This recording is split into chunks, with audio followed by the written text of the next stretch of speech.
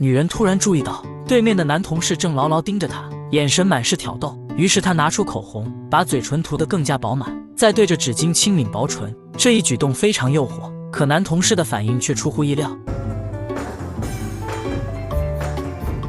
很明显，他们八字不合，彼此讨厌。可就是这样一对死敌，却因为共用一间办公室，只能每天面对面。时间一长，他们对彼此的仇恨也越发强烈。开会时阴阳对方，团建时当众大吵，在场的同事被迫成为他们 play 的一环。人事甚至多次警告，两人变态的互虐已经给其他人留下了心理阴影。可就在所有人都以为他们必定会搞死对方时，一次电梯故障却让他们的关系发生了奇妙的反应。女人叫露西，几年前她所在的图书出版社差点倒闭，女老板只好和这个奸诈的老秃头合作，而约书亚正是老秃头的助理，两人因此成了同事。刚开始，露西以为整天对着个1.9米西装型男，生活应该会无比美好。可没多久，她就发现这男人绝对是来克她的。约书亚生性不爱笑，满脸写着雾霭老子，办公桌走的丧葬风，明显是强迫症晚期。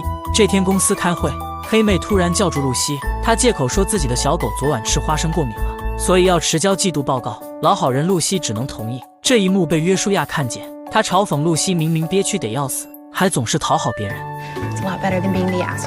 会议上，女老板和秃头公布了一个消息，公司准备内部竞聘一个管理总监，而最有可能的人选恰好是露西和约书亚。会后，约书亚提醒露西，一旦他当上总监，必定要求他每天007，而露西也没再怕的。两人像小学鸡一样放狠话，恨不得把对方踩到脚下。最后他们达成一个共识，不管是谁竞聘成功，输了的那个人都必须辞职。这晚露西做了个春梦，而梦到的男人竟然是她的死敌约书亚，气氛正是火热。约书亚凑到她耳边低语，一瞬间春梦变噩梦，露西吓醒了，她这才意识到约书亚已经入侵了她的心智，而她必须得想个办法报复。于是这天她穿了件性感的连衣裙去上班。约书亚果然被吸引了，可他刚走出电梯就摔了个狗吃屎。露西强装镇定爬起来，这时约书亚好奇地问他 What is this? Travel shot glass? That would be a menstrual cup. 约书亚两眼一闭还给他，赶紧拿出洗手液消了个毒。露西坐回工位，可一想到昨晚的梦，他就无法平静。约书亚看他状态不对，嘲讽他是不是压力太大。露西没理他，只说自己做了个梦。约书亚心领神会 You had a sex dream. Was I in it? 露西服了，大聪明还真挺聪明。他没承认，转而描绘起梦中的场景。 I could feel him. You know. 听得约书亚面红耳赤。接着露西话锋一转，说自己晚上约了人，而约会对象正是梦里的男人。约书亚露出玩味的笑容，万年单身狗竟然有约会，谁信啊？他当即表示自己晚上也要去那约会。露西表面淡定，内心慌得一批。不久后，他找到公司的设计小哥，对方一直对他有好感。为了救急，他只能施展魅力邀请小哥约会。小哥不知自己是工具人，高兴地答应了。这晚临近下班，约书亚去找秃头汇报，趁他不在，露西跑到他的工位打探敌情。他翻开约书亚的笔记本，上面有很多红色叉叉。这时约书亚出来了，露西赶紧开溜。约书亚看了一眼桌子，意识到露西动过他的东西，可露西死不承认，非说是看到了蜘蛛。不久后，露西收拾东西准备下班，约书亚格外八卦，他建议露西约会时可以多聊聊月经杯，一准拿捏男人。 Yeah, I just thought I'd tell him I'm not wearing any panties. Do you guys like that? 约书亚第一次哑巴了。下楼时，两人走进电梯，约书亚难得友好，提出可以顺路送他去约会，可露西并不领情，两人一言不合又开始斗嘴。可这次约书亚似乎玩腻了，他突然按停电梯，露西愣住了。What are we doing? What do you mean? This schoolyard game that we play every day. You mean this game where we hate each other? Do you really hate me? 对视之间，欲望的火花瞬间点燃。片刻后，电梯对讲机传来声音，两人这才及时刹车。外面下着大雨，约书亚把露西送到酒吧，他跟露西道歉，刚才是一时冲动。可没等他说完，露西就生气了。他明白了，约书亚是想用这种烂招来搅乱他的心智。之后，露西没再和约书亚废话，他去找小哥约会。出乎意料的是，这晚他和小哥相处得很不错。和约书亚相比，小哥人好又温柔，让露西感觉特别安心。第二天一早，小哥还给露西送了束玫瑰，他心情大好，决定不再为约书亚烦心。到公司后，约书亚很晚才来，他向露西道歉昨晚不该冲动，而露西也默契地和他约定，昨晚的事咱们都别提了，接着约书亚主动问起露西的约会，露西赞不绝口，说小哥人很好。约书亚的语气中流露出几分酸意，人好就意味着无聊。几天后是公司团建，一群人准备打真人 CS。游戏开始前，黑妹又来找露西，她说想让自家表妹来实习，让露西给安排一下。露西非常不情愿，可黑妹根本没给她开口拒绝的机会。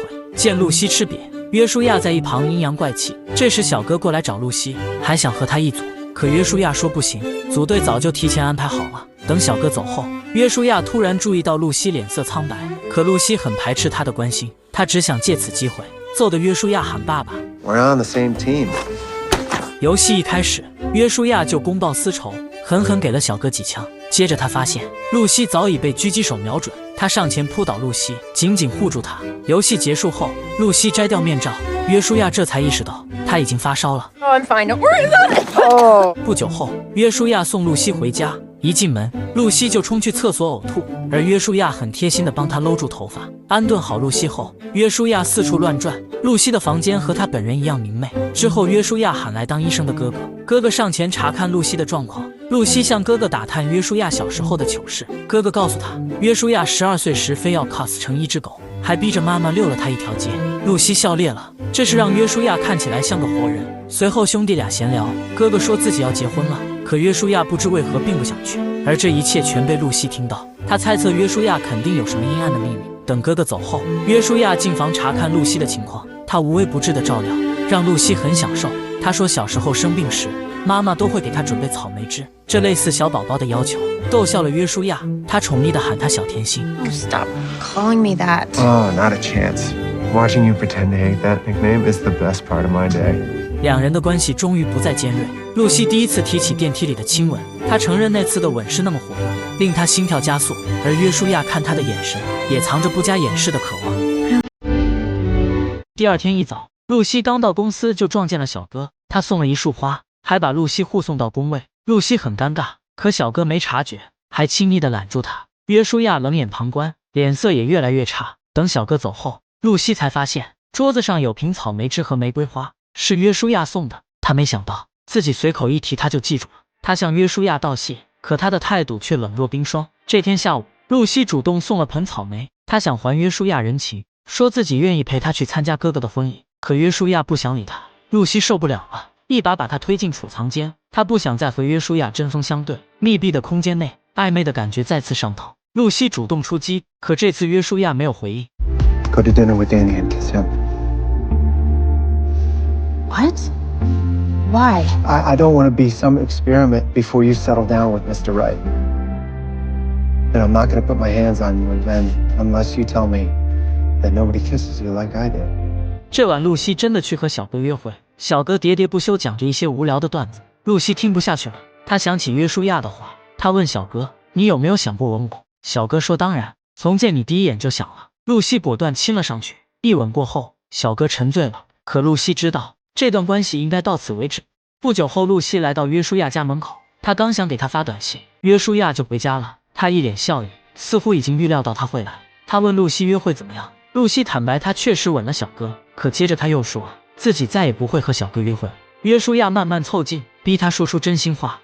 Because nobody kisses me. 约书亚一把抱起露西，在大街上旁若无人的亲吻。随后，约书亚把露西带回家，他家的装修就和他本人一样闷骚。露西四处转了一圈，惊讶地发现约书亚的书架上摆着很多医学解剖书。约书亚这才告诉他，自己的爸妈和哥哥都是医生，可他却在解剖时当场呕吐，自此告别了医学生涯。露西接着参观起约书亚的卧室，大床正对的墙壁是一种格外特别的绿色。Benjamin Moore, Calypso Green. 两人顺其自然来到床上，露西的手也越发不安分。Oh my God, please remind me to write a thank you note to your personal trainer. 露西扑倒了约书亚，她说他们早该激情一夜，这样才能恢复正常，做普通同事。可这话却被约书亚误解，他觉得露西想要的只不过是一夜露水情缘。约书亚当场熄火，说今晚就到这里吧。他突如其来的冷淡让露西倍感羞辱。这晚过后，两人的关系又退回原点。这段时间，露西压力很大。女老板告诉她，一旦约书亚成了总监，秃头就会掌握更多话语权。而出版社也会变得充满铜锈。露西很纠结，她对约书亚的感情早就不是单纯的憎恨。这天是圣诞节，约书亚突然来找露西，让她陪自己去参加婚礼。露西不想去，可约书亚提醒她，你可还欠我一份人情。露西只能答应。几小时后，他们到了酒店，约书亚告诉老板自己订了2间房，可就是那么凑巧，今天酒店客满，只剩1间房，两人百般不情愿地住在了一起。此时距离晚宴还有半小时，露西对着镜子化妆。这时约书亚刚刚洗完澡，他懂事地裸着上身，然后站到露西身后，夸她的红唇很诱人。电光火石之间，两人再也无法压制内心的感情。片刻之后，他们一脸满足，两人随意的聊天。露西承认那天偷看了他的笔记本，她一直想知道本子上的红色叉叉是什么意思。约书亚难得脸红了。I make a mark when we have a fight, and an X when I want to kiss you. 露西被撩到了，作为回报，她也告诉约书亚，其实那天的春梦，梦里的男人就是他。I knew it. 原来从一开始，他们就是双向奔赴。第二天，约书亚带露西参加婚礼，妈妈很喜欢他，可爸爸的态度却非常冷淡。几分钟后，新娘出场了，露西忍不住赞叹新娘好美，可约书亚的表情却有几分不自在。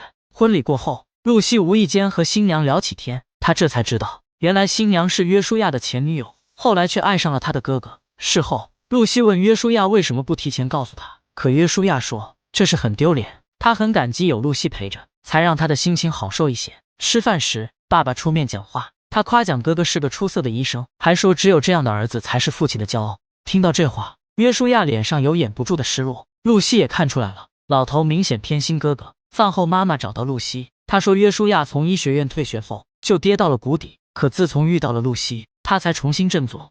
And for what it's worth, I've never seen him look at anyone the way he looks at you. 另一边，爸爸又在叨叨约书亚，他说你一个哈佛硕士，好好的医生不当，跑去出版社当助理，这像话吗？语气间满是鄙夷。露西忍不了了，她直言公司多亏了约书亚才能继续运营，而约书亚的严谨和认真也确保整体员工提高了效率。 So he's not a doctor. Who the fuck cares? He's smart. Your son is tough, and he has made me a lot better at my job by having to compete with him. But your son is amazing. The fact that you can't see that is a goddamn shame. 看到露西当众维护自己，约书亚很感动。回去的路上，他第一次袒露心声。他说被很多女人伤过心，她们都只图一时激情，并不把感情当真。他很怕露西也是这样，一时上头之后把他抛到脑后。露西惊了，原来约书亚冷漠的外表下，竟然如此敏感多情。他忍不住问约书亚：“那你之前为什么讨厌我？” Never, not for 1 second. And I can prove it to you. 随后，约书亚把露西带回家，他让露西站在镜子前，认真观察卧室的细节。露西看了几眼，注意到墙壁的绿色和她穿的裙子很搭。Your dress isn't the only thing that matches your eyes. 原来自从第一次见面，约书亚就爱上了露西，爱上她绿色的瞳孔，为此他记住了这个颜色。It'll be a dead giveaway that I love you. 他突如其来的表白，搞得露西很慌，可约书亚早已看穿她的不安。Luce, I know you. I know that you blot your lips twice before you throw your tissue over. I know that your voice drops an octave when you get upset. I know you chew your lower lip when you're doing something you don't want to do. And I know that you're scared right now. But you don't have to be. I'm in this. 这一刻，露西的心彻底被约书亚俘获了。第二天，露西刚到公司，就无意间听到秃头正和约书亚说他坏话。I have a vision for this company. I'm counting on you to make it happen. So do you have a strategy? Do you have a plan? I do. It's already underway. I told you she'd back off if you let her think that you could bet the pony.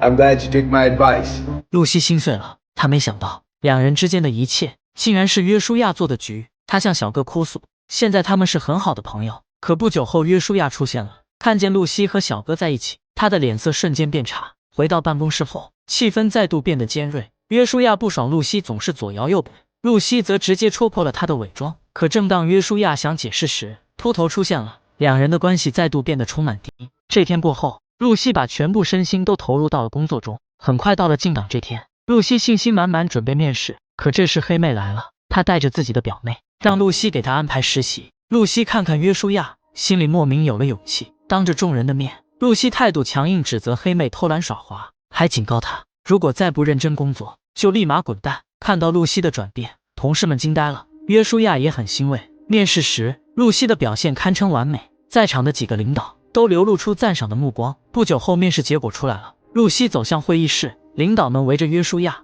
似乎在祝贺什么。露西很失望，以为自己落选了，可约书亚却当众宣布，恭喜露西成了总监。露西惊了，约书亚这才告诉他，他早就决定辞职，去另一家出版社做编辑。露西懵了，那之前为什么要瞒着他？ I begged him not to say anything. I'm sorry, Lucy. Just fighting with Josh lit such a fire under you. I knew if you kept that dry up, you'd beat everyone else and get the job.